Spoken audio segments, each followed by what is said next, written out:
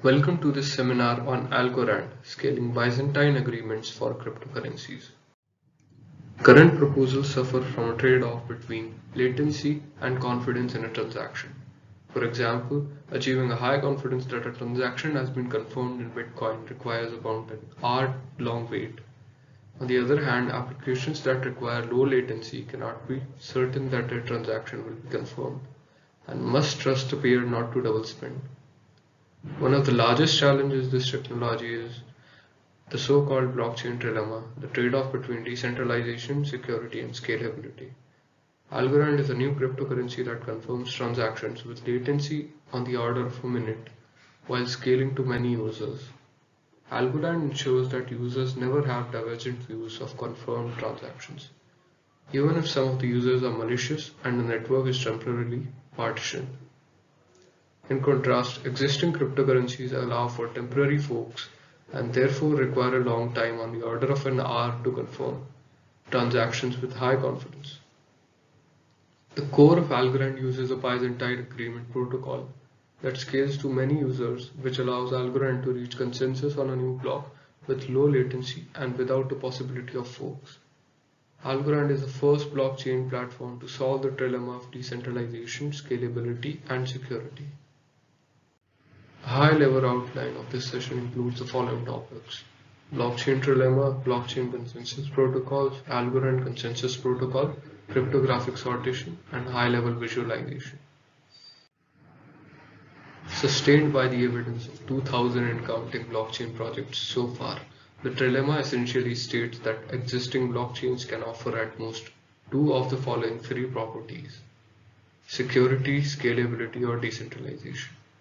Indeed, there are no good options in this trilemma. Without decentralization, we remain in the financial system that already exists today, exclusive and secretive. Without security, blocks of transactions can vanish. A person who has delivered goods or services may discover that the payment received for those goods and services has vanished, debts may be erased, and the public ledger may be tampered with by adversaries to their own benefit. Without scalability, you would only be able to transact with a small network. You could not participate in the global financial system. No user should have to contemplate compromising on any of these financial properties. So how does Algorand achieve scalability while maintaining decentralization? The focus is on validators who are tasked with adding new transactions or blocks. The main goal of a blockchain should be to commission validators in a way that preserves decentralization and allows scalability. What are the challenges proposed by a blockchain? There are two different needs in a blockchain. The first is to make the blockchain tamper-proof. This need has been solved by one of the simplest and oldest primitives in cryptography, the one-way hash function. Essentially, the hash of the latest block is included as a part of the next block. All blockchains share this approach, so they are all equal in this respect. The second need is generating new blocks. How you select a new block is the real challenge, and the different blockchains have different approaches. A new block should contain a set of valid transactions that do not appear in the blockchain so far. The problem is that at any point in time, two users may have seen the same sequence of blocks but may see different new transactions. This is the case because in a distributed ledger, each transaction is not instantaneously propagated through the network. Typically, it is transmitted from each user to fellow user, who then transmit it to still other users, until the transaction reaches all users. Accordingly, in every point in time, the sets of new valid transactions seen by different users may be different, even when they have a significant overlap. Various approaches have been used for choosing the next block, in particular proof of work, delegated proof of stake, and bonded proof of stake. All these approaches, however, suffer from the fatal flaw that the whole economy is at the mercy of a small part of the economy. This flaw is fatal as it involves both security and decentralization. Proof of work is the first approach used by Nakamoto for Bitcoin and inherited by many other blockchains. In this approach, users race to solve a very complex cryptographic puzzle. The first one to solve the puzzle has the right to append the next block to the main chain. The proof of work suffers from several flaws. The first flaw is that it does not scale, as it is very slow. Bitcoin's crypto puzzles are so hard in order to guarantee that one solution is found only every 10 minutes, no matter how many miners try to solve the crypto puzzle. Second flaw is that proof of work results in de facto centralization. Proof of work has caused a tremendous concentration of power. The centralization is a consequence of the fact that proof of work is both expensive and wasteful. The amount of computation performed by the miners is stunning. The third flaw is that proof of work is not secure. As we said, any blockchain that is centralized, whether by design or de facto, is insecure. Proof of work is vulnerable to a network attack. A blockchain ultimately is a communication protocol, and a research protocol is executed over an underlying communication network.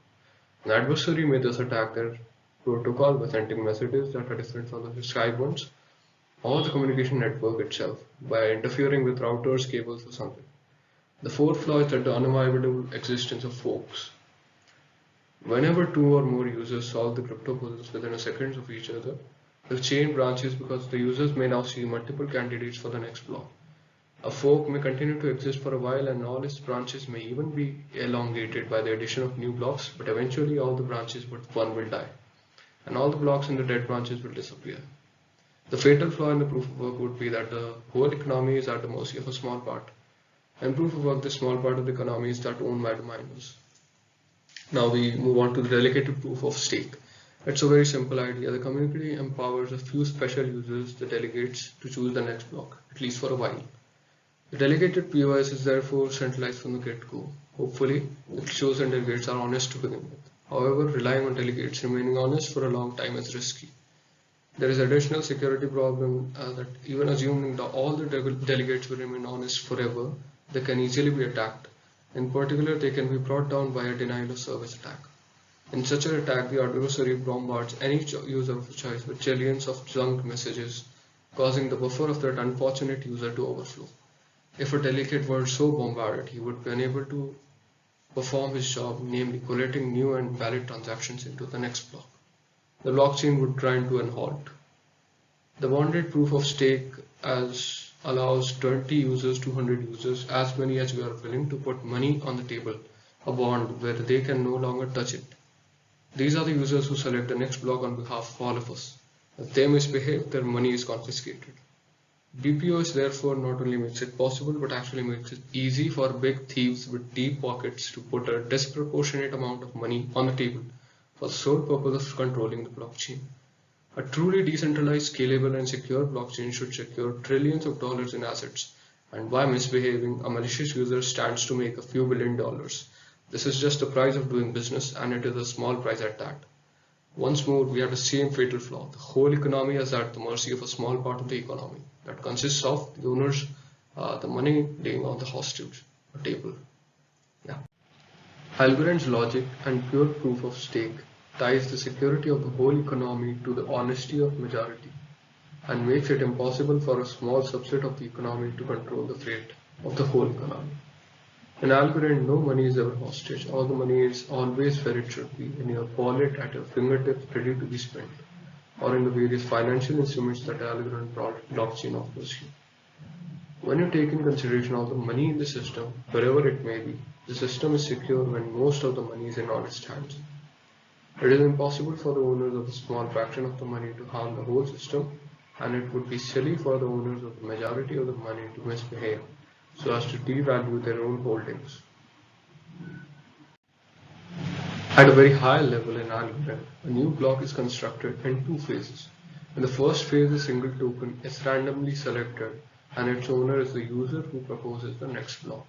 In the second phase, 1,000 tokens are selected among all the tokens currently in the system. The owners of these 1,000 tokens are selected to be part of the phase 2 committee, which approves the block proposed by the first user. Accordingly, some member of the committee may be chosen twice or more generally some k times, in which the case the member will have k votes in the committee to approve the next block. Algorand takes an unorthodox approach.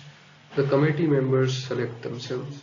To belong to the committee, one of your coins must win an individual cryptographically fair lottery that you run in isolation, that is, without talking to anyone else, in the privacy of your own computer. And since the lottery is cryptographically fair, you cannot alter the chances of being selected in the slightest. To select 1,000 random tokens among say 10 billion tokens, each token is selected with probability 1 in 10 million. So as soon as a user sees the block being proposed, she runs the cryptographic lottery on her laptop for each of the tokens that she owns, If a user has n tokens, additional technology essentially allows her to run a single lottery instead of n separate lotteries. Once a user runs her lottery, one of the two cases occurs. Either none of her tokens wins the lottery, in which case whatever opinion she expresses about the block will be ignored, or some k greater than 1 of her tokens will win the lottery, in which case she obtains a winning ticket, namely a short proof that everybody can easily verify that she has k votes in the committee. In the latter case, she propagates through the network a winning ticket proving that she has k votes and her opinion about the block. Every block in Algorand reveals a new random and unpredictable selection seed that determines which users should participate in the next round of the consensus protocol. When a new block gets committed to the blockchain, everyone becomes aware of this seed and everyone sees the same seed. The user secretly checks whether they were selected to participate by evaluating the verifiable random function with their secret participation key and the selection seed. This computation is minimal, so even a limited device such as a Raspberry Pi can do it. The VRF computation produces a pseudo-random output with a cryptographic proof that anyone can use to verify the result. By sending this proof, a user can prove to anyone that they were indeed selected to participate. Algorand pioneered the use of VRF to perform secret cryptographic sortation to select committees to run the consensus protocol. This allows the Algorand blockchain to achieve the scale and performance necessary to support millions of users. A VRF is a triple of algorithms: keygen, evaluate, and verify. Keygen, on a random input, the key generation algorithm produces a verification key vk and a secret key sk pair. Evaluate. The evaluation algorithm takes as input the secret key, a message x, and produces a pseudo-random output string y and a proof row. Verify. This verification algorithm takes as input the verification key vk, the message x, the output y, and the proof row. It outputs 1 if and only if it verifies that y is the output produced by the evaluation algorithm on inputs sk and x. VRF used in the Algorand blockchain. Recall that at the core of Algorand blockchain is a fast Byzantine agreement protocol. However, the agreement is not performed between all users in the network. Instead, it is confined to a small randomly chosen committee of users for each round. Now, each user in the Algorand network holds a secret key sk, while her verification key vk is publicly known to everyone. Each user participating in the Algorand network wants to decide if she should be in the committee to run Byzantine agreement for block R. She needs to do the following: compute, evaluate y row. Here QR is a magic seed string that is available to everyone in the system. Check that y falls within a certain range 0 to p. That depends on the stake the user holds in the system. If the above check passes, then the user holds a proof consisting of the values y and rho, which validates their committee membership for block R. Given y and rho and the user verification key vk, anyone can verify that y is a valid unique output and that it falls within a desired range, hence validating that the user holding vk was indeed chosen to serve on the committee for block R. Introduction. Algorand blockchain uses a decentralized Byzantine agreement protocol that uses pure proof of stake with high throughput, fast time to finality, and high security. Consensus requires 3 steps to propose, confirm, and write the block to the blockchain. These steps are: first propose, second soft vote, and third certify vote. Each is described following, assuming the ideal case when there are no malicious nodes and the network is not partitioned, that is, none of the network is down due to technical issues or from DOS attacks. Note that all the messages are cryptographically signed and authenticated with the VRF in these steps. In the block proposal phase, accounts are selected to propose new blocks to the network. This phase starts with every node in the network looping through each of the accounts that it manages, and for each account that is online and participating, running Algorand's VRF to determine if the account is selected to propose the block. The VRF acts similar to a weighted lottery, where the number of algos that the account has participating online affects the account's chance of being selected. Once an account is selected by the VRF, the node propagates the proposed block along with the VRF output, which proves that the account is a valid proposer. Algorand then moves from the proposed step to the soft vote step.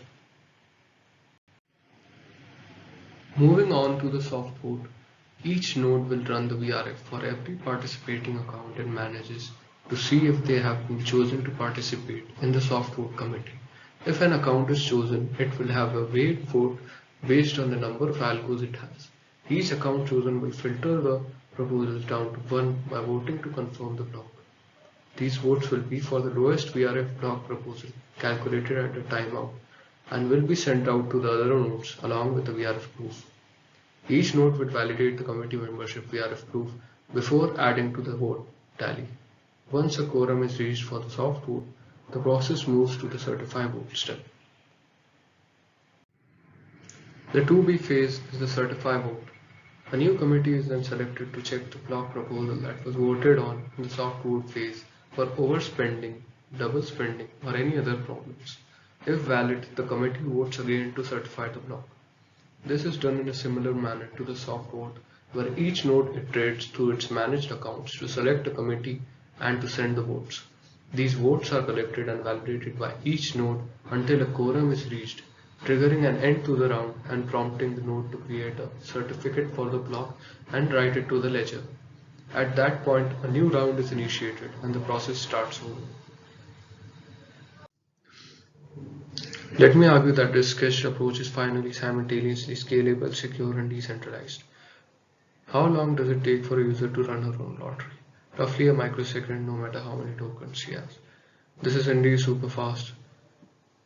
Once selected, each member propagates to the network a single short and immediately computed message. So no matter how many users are there in the system, the maximum number of messages that need to be propagated has 1,000 short messages. It is scalable. Now we come to security. Assuming that I am a very powerful adversary capable of corrupting users extremely quickly whenever I want. Clearly, I would love to corrupt the members of the committee, but I have a problem. I do not know who they are. This is so because the committee members are selected by a secretly run, cryptographically fair individual lottery. Thus, only they know who they are up to the moment in which they propagate through the network both their winning tickets and their opinions about the block. Only at that time I might know who the committee members are, and given my superpowers, I can immediately corrupt their entire committee. But so what? Corrupting them at this time is too late. Whatever the committee members had to say, they have already said, and their winning tickets and up or down opinions about the block are virally propagating through the network.